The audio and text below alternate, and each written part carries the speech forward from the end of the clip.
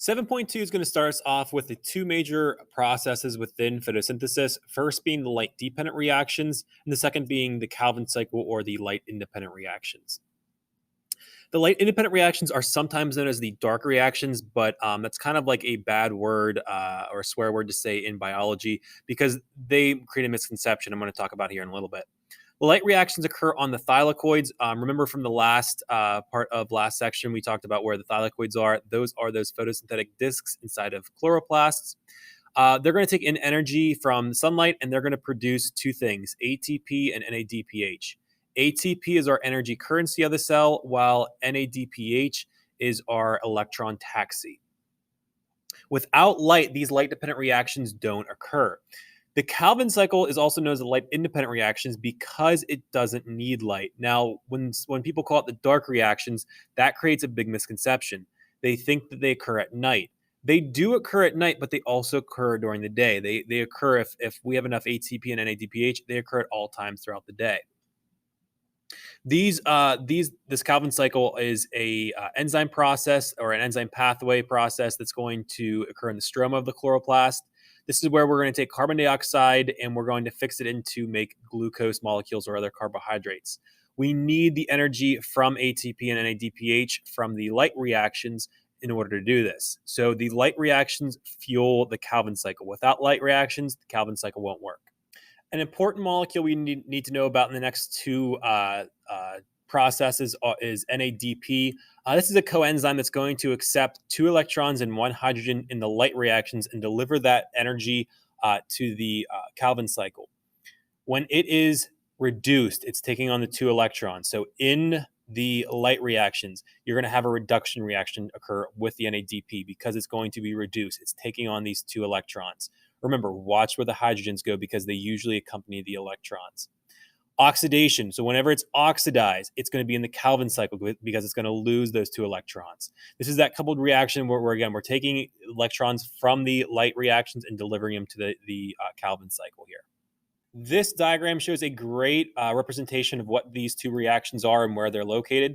Light reactions occur again in these thylakoids. It's going to use water and solar energy here to actually fuel the process. With those two reactants, we're going to produce NADPH and ATP. Those are going to fuel the Calvin cycle. Now, the light reactions are also going to be where we produce oxygen. Remember, plants don't care about you. They only produce oxygen as a byproduct. The NADPH and ATP are going to fuel the Calvin cycle, which is in the stroma of the chloroplast.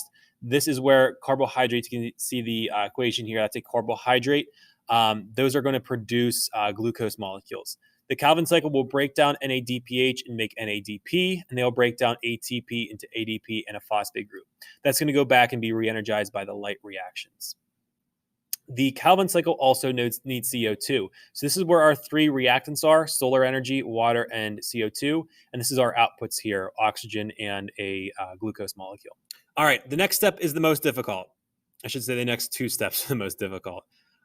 This is where the light reactions are going to occur. And there are a bunch of steps that you're going to have to just memorize. So there really isn't any good way. I can't wave my arms up in the front of the classroom. I can't give you a specific lab. You just got to memorize this stuff. And that is somewhat part of science is you have to have facts memorized and different steps memorized. So my best tip to give to you is just write this out on a whiteboard or a piece of paper and keep on doing it until you can do it without your notes. Teach it to a family member and have them ask you questions. This stuff is just difficult. So the first thing is light's going to be absorbed by the pigments in PS2. Yes, PS2 occurs before PS1.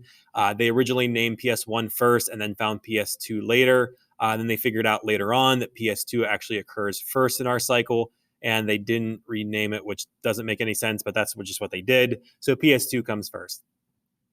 The energy in the light that's going to be absorbed is going to be transferred to electrons. These electrons are going to become energized, and they're going to move down something called the ETC, or the electron transport chain. We're going to get these electrons in PS2 from water splitting. When water splits, it's going to split at PS2. It's called photolysis or photolysis. This is how water are split by light. Oxygen's going to be left over from the reaction between two water molecules. So that's where the water comes from. I'm sorry, that's where the oxygen comes from. This is, again, remember, a byproduct. This isn't the main reaction. We're also going to get these hydrogen ions, which is going to be really important for our next step here later on.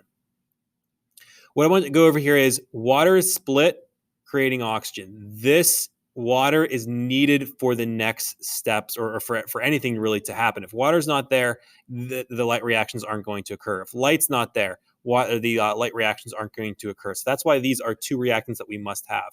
So you can see water here splitting into oxygen and hydrogen ions. The photons of light are going to be absorbed in these photosystems where there is a bunch of pigment molecules. That light energy is going to be transferred to the electrons to make them high energy electrons. They're going to be passed through the electron transport chain. Now, I just said a lot of words there and a lot of vocab. You have to just memorize this stuff. All right, after the electrons are going to pass through the electron transport chain, what they're actually going to do with these membrane proteins is they're going to pump hydrogen ions into the lumen. So it's going to be into the thylakoids. So there's two reasons why we have hydrogen ions inside the lumen, which is inside the thylakoids of the chloroplast. First, water is going to split into oxygen and these hydrogen ions. So that's the first place we're going to get these hydrogen ions. Second is that the membrane proteins, the electrons are going to help the membrane proteins push even more hydrogen ions into the thylakoid space or the lumen. I'll show you this here in a little bit. So if this doesn't make sense, just kind of look at the diagram. So the big thing there, though, is we're going to get a high concentration of hydrogen ions in the lumen. There's going to be a lower concentration in the stroma, and that's going to be really important. We talked about cell transport back about 2 chapters ago. It's going to come back here in this chapter. PS1, that's photosystem 1, is going to accept those electrons from the ETC. It's going to re-energize those electrons. And what actually is going to happen is at a membrane protein called Nadp Reductase, the NADP molecules we talked about before are going to be, they're going to gain those electrons, so they're going to be reduced. That's why it's called NADP Reductase. That means they're going to gain electrons and a hydrogen ion. All right, so here's what it looks like. As the electrons move down the electron transport chain, they're actually going to pump hydrogen ions into the thylakoid lumen here. So again, the hydrogens are going to be from 2 places. These hydrogen ions are going to be from water splitting, and they're also going to be from the movement of hydrogens from the stroma into the lumen. Now here at photosystem 1, the electron is going to be re-energized by more light, and it's going to be passed on to NADP and a hydrogen ion, making NADPH. Now, again, here's our thylakoid. We're going to have a high concentration of hydrogen ions in the lumen and a low concentration outside of the lumen. What's going to happen is our next step is going to be our ATP production. With our next step, you're going to have hydrogen ions moving from the lumen back out to the stroma through something called ATP synthase. ATP synthase is my favorite enzyme. It's going to use something called chemiosmosis, which is just the movement of ions down the chemical gradient. That means going from high concentrations to low concentrations, and it's going to produce ATP. Let me show you what that looks like here. This is ATP synthase. You can see it almost looks like a rotor moving within the cell membrane. So as it's turning there, the reason why it's turning is we have hydrogen ions. Now it says mitochondrial, but just imagine this says chloroplast. The reason why it's moving like that is because we have hydrogen ions moving from lower in here in this space through the ATP, and they're actually, that's the reason why it's rotating. Now, these molecules up here are going to be ADP molecules in a phosphate group. They're going to bond together to form ATP. So this whole molecule makes ATP from the movement of hydrogen ions from areas of high concentration to areas of low concentration. And you're probably shaking your head right now like, oh my gosh, Mr. Friedhoff sounds like he's speaking Spanish. I understand this stuff is difficult. You have to just kind of watch a couple videos, try to explain it to somebody else. This stuff is difficult.